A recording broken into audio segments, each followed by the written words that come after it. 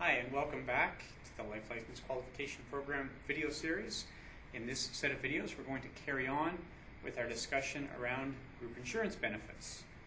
So, we've looked at the basic structures of group insurance benefits, why we put group insurance contracts into place, who acquires group insurance contracts.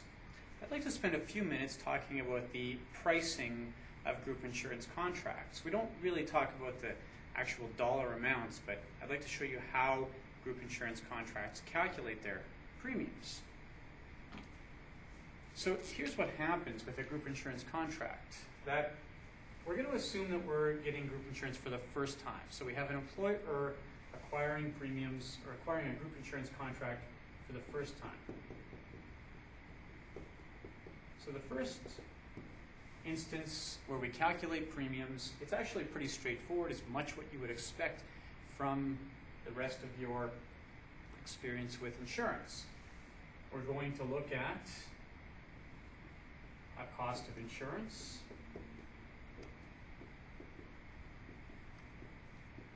and we're going to look at some expenses. Now, a little bit of a difference here. We don't have a direct investment component with group insurance. Group insurance works more like term insurance. It's really about the dollars in and the dollars out. So the cost of insurance becomes a little tricky though, because we're not looking at just one product at a time here, and we're not looking at all groups that are necessarily the same. So the cost of insurance here is going to be based on the size of the group.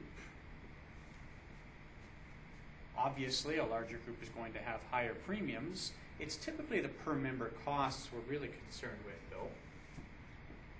We're also going to look at the actual benefits.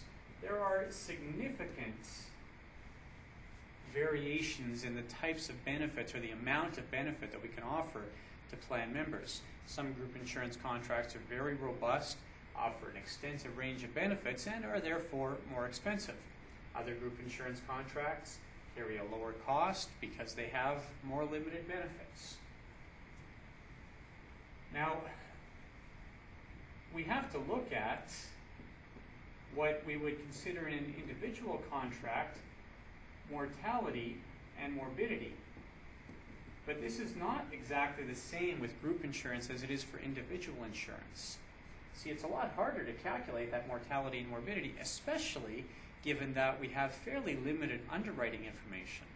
There are some elements of underwriting here. We'll know in most cases the ages of all the people in the group and the genders of all the people in the group, so we can apply some of that and get kind of a rough idea about mortality and morbidity, but that's not really going to tell us what we need to know about the utilization of, for example, drugs and dental benefits in the group.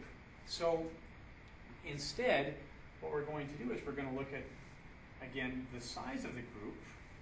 For a very large group, what we're going to do is we're going to really take another similar group and we're going to use their experience. So if we think about it this way, we have experience, and when we have a large group, we can say that large group is going to have the same kind of experience as another large group. Two groups of 1,000 in a similar industry, in a similar geographical area, can it be expected to have the same types of claims experience. But two groups of 10, that's going to be a little bit tougher. So when we have a group of 10, we can't necessarily assume that that group of 10 is going to have the same kind of claims experience as another group of 10 in the same industry, in the same geographical area.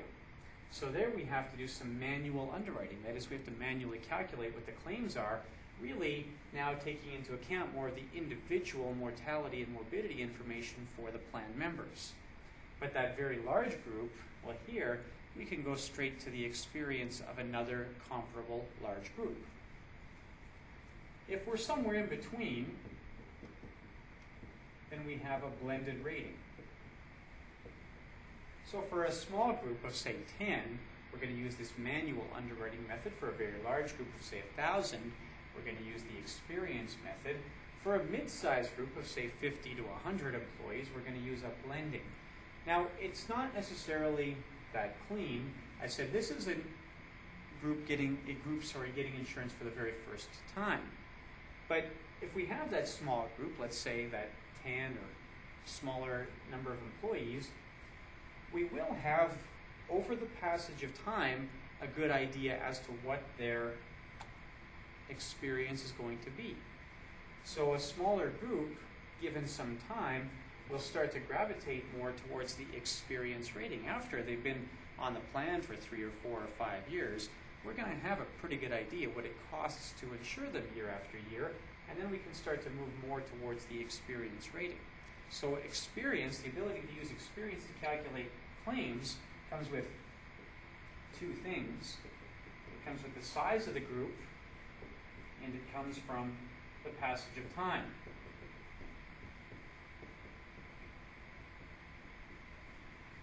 Now, related to this idea would be the idea of credibility.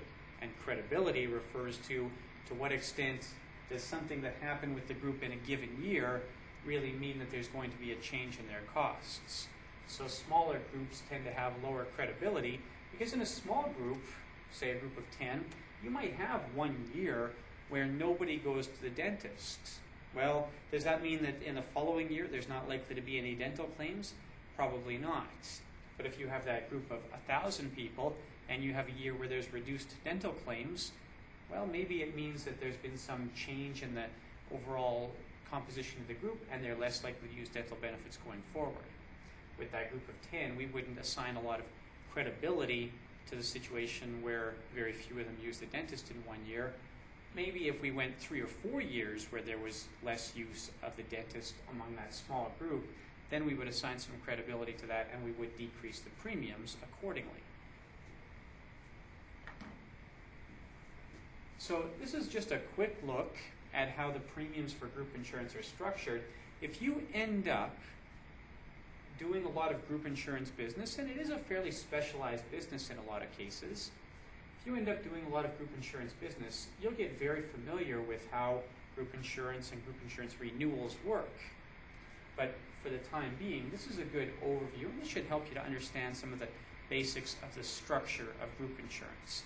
Enjoy your continued studies, and we'll be back with more videos to cover group insurance in its entirety. Thank you very much.